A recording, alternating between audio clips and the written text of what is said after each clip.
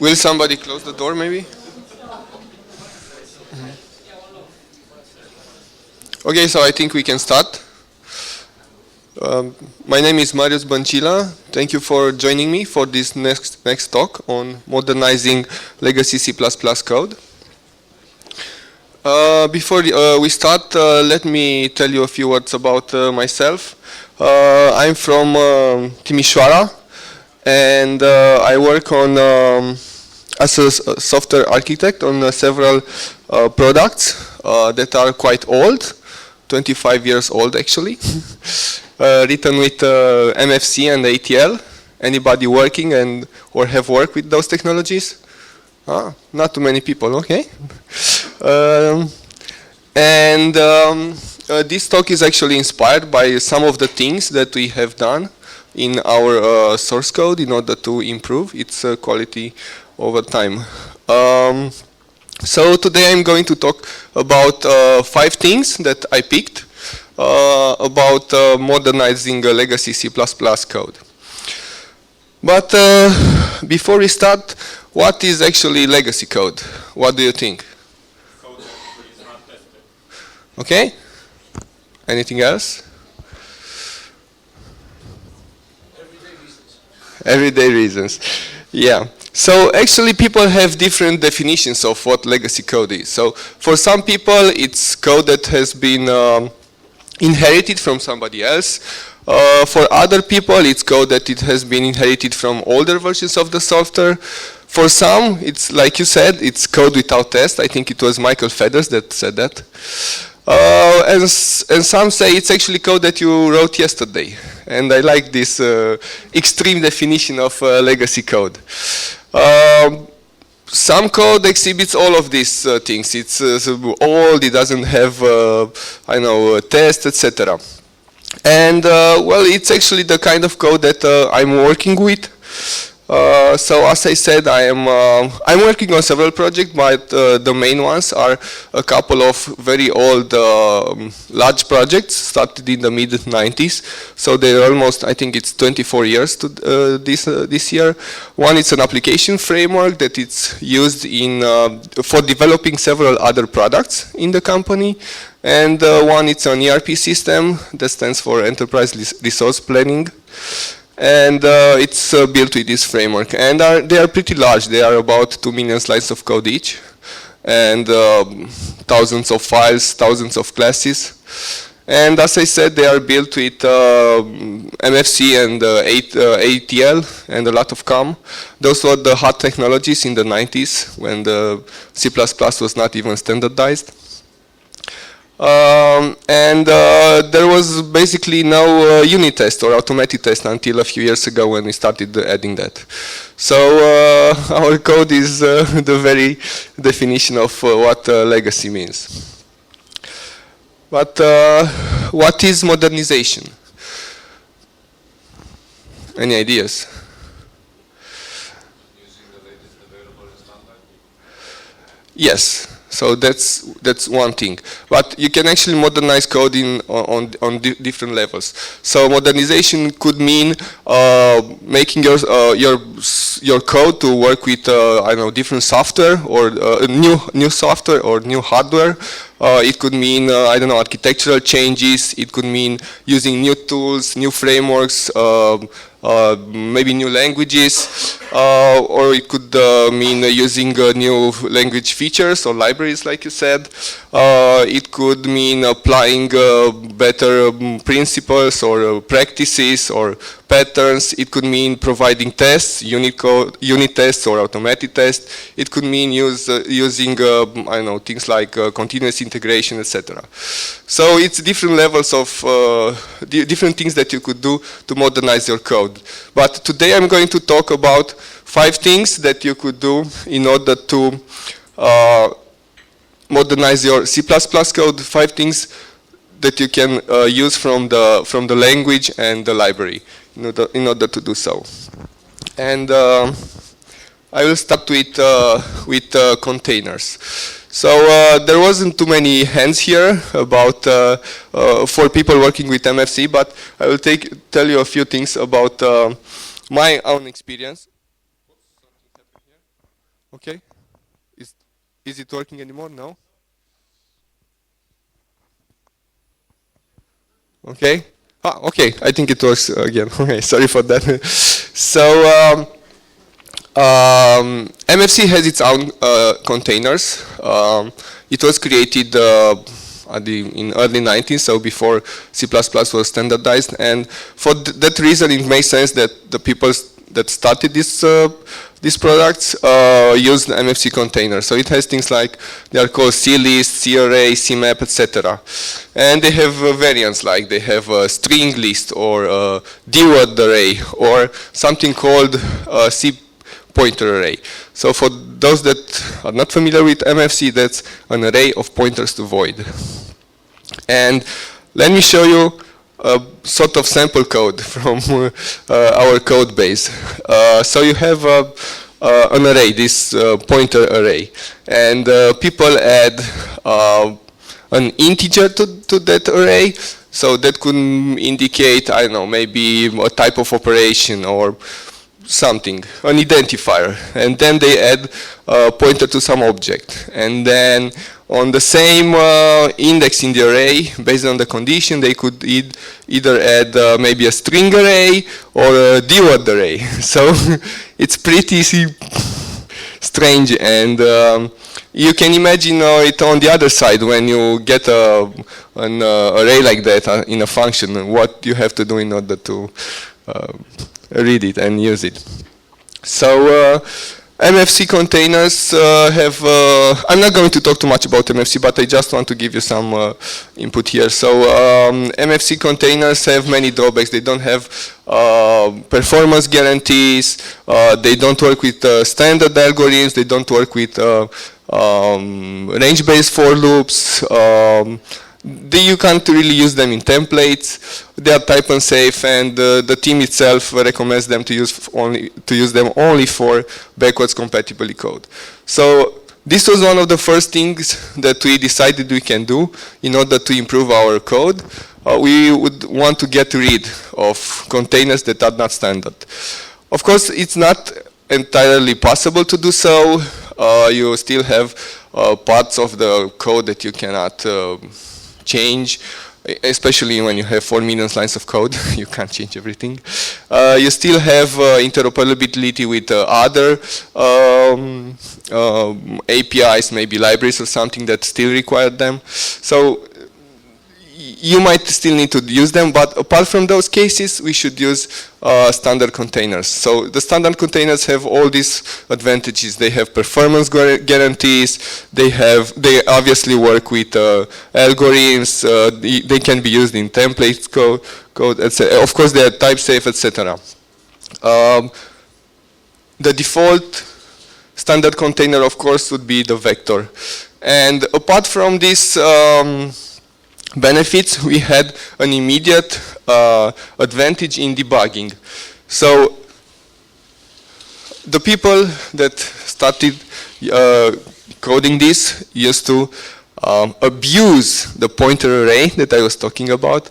I found thousands of references to it in our source code. So when you try to debug something that's using a pointer array, you don't see much, so you just see pointer values in the debugger, and you spend some time figuring out what's the actual object behind that. When you switch to a standard container like a vector, you immediately see what you have in the debugger. And the debugging experience has been much better for us. So as developers, we immediately had an advantage in this, apart from all the other benefits that the standard containers bring. Now, you might not be very interested in this since you're not working with MFC, but if at some point you will, and you still have to use the standard containers, I said that they cannot be used with range-based for loops. I wish they called that for each. But that's another discussion. I actually created a library to enable that, so it's available on GitHub, and it defines all the iterators and begin and end functions for all the MFC containers in order to use them in for each range-based for loops for each statements. Okay. Now, the next topic I want to discuss is resource management correctness. Now, I guess you don't see that term very often, or maybe not at all, but there are several terms today that I'm somehow coining. What I understand by this correctness is using pointers, whether smart or raw, how do I pronounce that? Judiciously, so with care. With the advent of C++11 and availability of smart pointers, some people have gone to the extreme. They became a bit religious, that smart pointers are the solution to everything and they should be used everywhere. And that's not really the case. Smart pointers are meant to model ownership. So you should use smart pointers in order to help you allocate objects if you're using make share, make unique, but especially releasing them appropriately on all execution paths, whether normal execution path or by an exception, right? And raw pointers can still be used for non-owning semantics. So there is place in modern C++ for both smart pointers and raw pointers. So for instance, if we are discussing about passing arguments to functions, smart pointers should only be passed to a function when you actually want to change the smart pointer itself. You want to transfer the ownership of the object, or you want to share the ownership. In all other cases, you should be using preferably passing by value or by pointer in case you want to have a null value to indicate something, or otherwise by reference. And these smart pointers are a sort of not a sort. They are classes meant to own resources. In this case, it's memory. But there are other kind of resources. There could be, I don't know, system handles or other things, images, file streams, etc. And we should be using smart classes, let's call them so, smart classes, to own such raw resources. And there is this thing called rule of zero. I'm sure that everybody has heard of the rule of 5 that says if you have a class that defines a destructor or a custom destructor, a copy or move constructor or a copy of move assignment operator, then you probably need all of them. Now the rule of zero, which was first coined or discussed by Martinho Fernandez, but it was later a bit modified by Scott Myers, says it's not something that obsoletes the rule of 5, but it complements it. So this rule of zero says classes that declare these special member functions that I enumerated earlier should deal exclusively with ownership. And all the other classes should not have to declare these special member functions, but instead use smart classes for owning resources. Yeah. So these smart classes should obviously be implemented in terms of RAI, resource acquisition as initialization. And talking about RAI, I really like this quote by James McNeilis from Microsoft. He said that RAI is the single easiest way to improve your C++ code quality.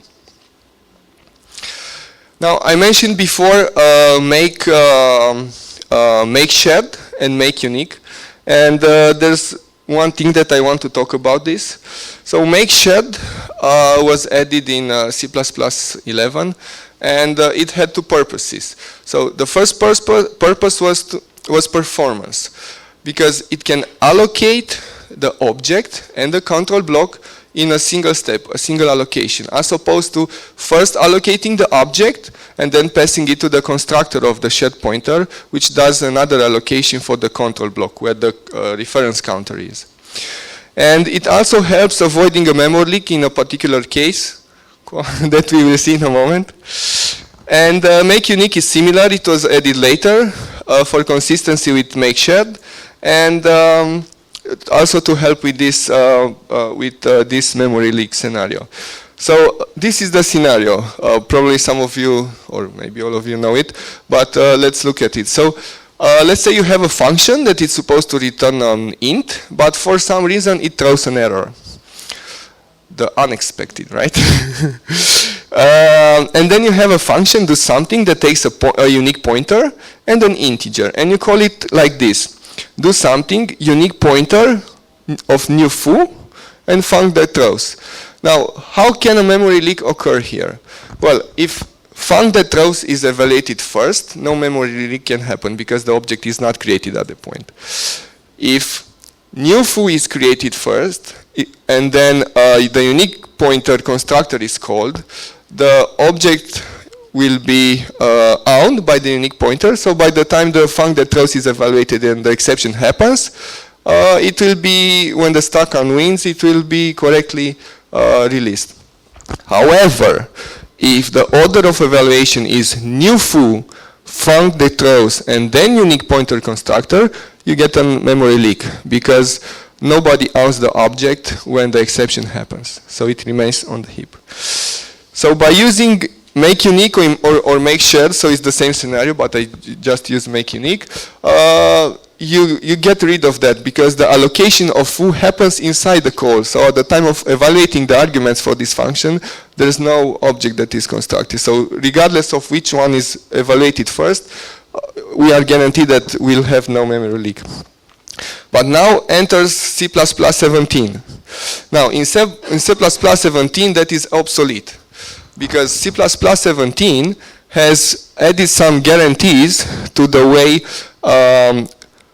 to the order of evaluating the arguments of a function. So it guarantees that the value of an argument is completely determined with all its size effects before the next parameter goes to the same process. So even if we have a unique pointer of new foo, it's no longer possible to have the order new foo, func that throws, and then the unique pointer constructor. So what happens, this basically makes make unique obsolete. There is no benefit anymore in make unique. Should you still use it? I personally think so, mainly for compatibility with make shared, which is still beneficial because it has one advantage, the performance improvement, because it does the allocation of the object and the control block in a single step. All right, so the next topic is one that I like a lot.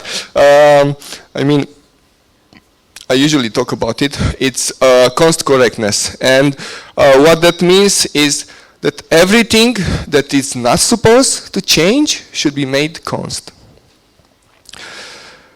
It's pretty simple in theory, but from my own experience, I know that old habits die hard, and if you're not used to make everything const, it takes a while until you get used to to this new habit. So const should be used everywhere, on objects, on function parameters, on member functions that don't change the state of the class. And there's also const expression that should be used on objects and functions that could be evaluated at compile time, because those values can be used in place where a constant expression is expected. And it helps you with other things like you can avoid using macros, but using const expression functions. Yes, okay. It's okay, thank you. It's actually able to cast between types with different const and volatile specifiers. But if you are removing const from an object that was declared const, then that's undefined behavior. Okay, so you can only safely remove const from something that was not declared const. Yeah. And one thing that I want to talk here is constant member functions, because there is some misunderstanding about them sometimes. So a constant member function can be called on both constant and non-constant objects, and what it says, it's not really, I'm not going or I'm not allowed to modify the state of the object. It says I'm not modifying the abstract or the logical state, the things that are seen publicly from the clients of that class externally. So it can still modify internal bits of state. And it can do so by using the mutable specifier. So let me give you an example. Let's say you have a shape object. So a shape is defined by a set of points or vertices. And you have methods like you're adding a new point or removing an existing point. Those modify the state, the abstract state, because that's what the shape is, a set of points. But you also have a method that retrieves the area of the shape. And it doesn't modify the state, right? So you make it const. But then computing the area is a quite complex and time-consuming operation. And you want to cache that value. You don't want to compute it a second time. If the number of points remain, and the points remain the same. So you compute that and you want to cache it in an internal state. But the compiler throws you an error because this is constant, cannot modify. So the way to fix that is by using the mutable specifier on data members, like this. Okay, and mutable is a pretty typical use case for mutable is with mutexes. So you have a class that has some data that can be accessed from different threads. It has to be protected. You're using a mutex for that. So maybe you have a method to modify the state, like update here, and something to get you the data. And of course, you still need to use the mutex in the get method. That doesn't modify the data; it's const, but locking and releasing the mutex, or acquiring and releasing the mutex, is a mutable operation. So you have to say mutable mutex in this case. Okay. Okay. The next talk. Yes, please. Going back to the yep. previous slide, are you saying you're recommending mutable, or is it just a way to get around? No, it's a way to get around, of course. So the thing is, what I'm trying to say is that the const functions are supposed to are not supposed to modify the logical state of the class, but there are situations when that's not the whole state of the class. You may still have internal things, like a cache, okay, or a mutex, and you cannot have this without mutable. So Semantically, if you have an equal operator on it, it should still return the same value after you change any mutable member, and that's usually yes. idea. Yes. How to use the mutable. Yes. Because you're using caching or extra data that are not defining the logic of that. Right. Right. Did I answer your question? Okay. Okay. So the next topic is typecasting correctness. Again, I don't think that's a term that you find in literature, but what I understand by that is using C++ casts. So we are all familiar with the C style casting. So let's say you have a t-pointer object equal t-pointer expression. What does this do? Any ideas? Sometimes it works, most of the time on behavior. Yeah, but what does it do? Converts to a pointer of t. Okay, but yeah, but what is t and what is expression? So it's unclear, and actually the compiler can do many things.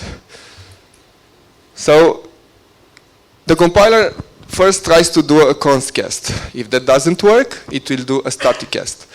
If that doesn't work, it does a static cast and a const cast. If that's not applicable either, it will try a reinterpret cast. If that's not applicable too, it will do a reinterpret cast and a const cast. So a lot of semantics here.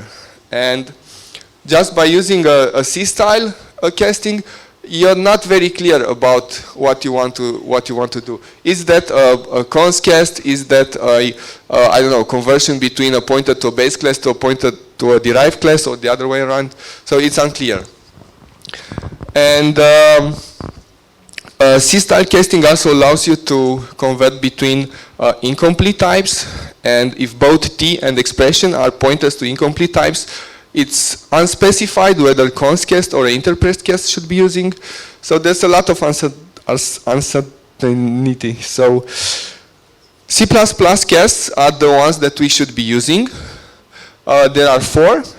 The static cast, which is doing conversion between non-polymorphic types like enum to integer, floating point to integer, pointer type to pointer type, except there are no runtime checks. There's dynamic cast for polymorphic types, a pointer or reference from a base class to a derived class or the other way around. But this requires runtime type identification be enabled, and that's an optional usually. Then there's the const cast that we talk about. This is basically just an instruction to the compiler, so it doesn't result in processor instructions being generated. It can convert between different types with different const and volatile specifiers. But just as I said before, if you're removing const or volatile from an object that was defined, declared so, then it's undefined behavior. And then there's reinterpret cast, which is type unsafe. It's again just an instruction to the compiler. It doesn't produce CPU instructions, and it does bit reinterpretation, like an integer type to a pointer type, or a pointer type to another pointer type.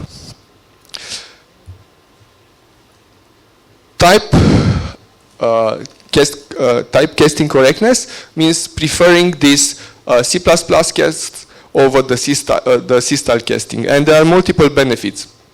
First of all, that's a much better expression of intent, what you are trying to do. It's both for you and for the compiler. They enable better and safer conversion between types, unless you're using the interpret cast, which is type unsafe. And maybe not the least important, they are also easily searchable within your code. Try to search for a place where you meant a const cast or reinterpret cast in your source code. It's hard to figure it out. But if you just type, dynamic cast, it's easily discoverable. All right. And okay, the last topic that I want to discuss is virtual correctness. Now, what I understand by that? That means, to me, always use virtual specifiers. You might think, okay, but that's not important. It might be important, and I will show you some example why it can be important. In my opinion, the way virtual methods were designed in C++ was a bit unfortunate, to put it so. And I think those that design other languages like Java or C# learned a bit from the bad experiences. So the virtual keyword is optional in derived classes for overridden methods. And what that means, it means people don't usually write virtual. And when you have large code bases with deep hierarchies, just reading the code, it's usually hard to figure out, especially if you're not familiar with the code, to figure out, okay, which of these methods is virtual. And moreover, there was, until C++ 11, no way to tell that a virtual method is actually an overridden method of a base class virtual method. Yeah, so now in C++ 11, we added this override and final specifiers. So override is used to indicate, they are both optional, unfortunately. So override tells you that, or not you, but the compiler especially, that a virtual function in a derived class actually overrides something. And virtual can be used to say that a virtual method cannot longer be derived, or that not derived, overwritten, or that or a class cannot be derived anymore. And I will show you an example of a bug that I struggled with because we didn't have that. So we had this class. It was a base class from MFC. Let's call it MFC base, and it has a method. A virtual one, virtual void do something, and it takes a dword argument. Now dword stands for double word, and it's a 32-bit unsigned integer on all platforms. And we had this class that was deriving MFC base, and it was overriding do something, and instead of just printing base, it printed derived. And then there's a function called do underscore something that takes a pointer to the base and uses it to call do something with an argument. And when we are calling this function, we are passing an derived object. What will it print? Well, I hope everybody thought it prints derived, right? Because it's pretty simple. But what happens next is that at some point in time, MFC decided to support 64-bit platforms. And what did they do? They changed the base class and the virtual method. And the argument, instead of having dword, was dword pointer or putter or whatever you call it. And what's that? Well, on 32-bit platforms, it's still a 32-bit unsigned integer. On 64-bit platforms, it's 64-bit. So it always has the size of the pointer type. That's why it's called putter, yeah, dword putter. What did we do in our base code? Well, nothing. Of course, I know we didn't even realize that there was a change there, or within a large code base it was lost. So the code continued to compile, run, and do the right thing. So it's still printed derived, so why should we change it, right? But then we decided ourselves that we should support 64-bit platforms and have a 64-bit version of our application. And what happened? Well, we didn't change anything in this code, but we compiled and ran, and ta-da, it no longer printed the right thing. Why? Well, dword pointer and dword are no longer the same on 64-bit platforms, right? And the do something method in the derived is no longer an overwritten method, but it's an overloaded virtual method, a different one. So how do you solve that? Very easily, by using override as a specifier there. And then the compiler will tell you immediately that you're not doing the right thing. So instead of spending, I don't know, hours or whatever, maybe days, hunting bugs, and maybe like in our case, nobody looked in the source code of MFC. We were only chasing our source code. You can have situation where it's hard to find bugs like this, right? So I know it's mod typing. Yeah, why do I have to write virtual? Why do I have to write override? Well, it's mod typing, but it's much clearer code. Yeah, and you can get rid of bugs like this. Okay, so wrapping it up, the 5 things that I want to leave you today with, they are not the most important things maybe in order to improve your code quality, but are some things that are probably easy and you can get into the habit of doing them, is using standard containers, using smart pointers and row pointers the way they are meant, using smart pointers for owning resources, for automatically managing their lifetime, and using row pointers in other non-owning semantics. Making your program const correct, that means using const for everything that should not change.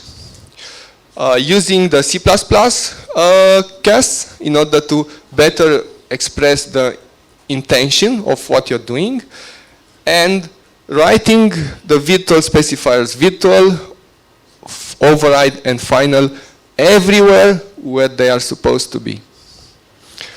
Okay, and one more thing. I'm not sure how many of you are aware of this C++ code guidelines. Hands up. Okay, so some of you are. So what is this? This is an effort driven by Bjarne Stroustrup and Herb Sutter in gathering the best practices in order to write good modern C++ code. So they have this GitHub page on the ISO CPP page. It's called CPP Core Guidelines, where they have documented, I don't know, tens of practices. Some of them are just have a title. They are not yet defined there, but most of them are.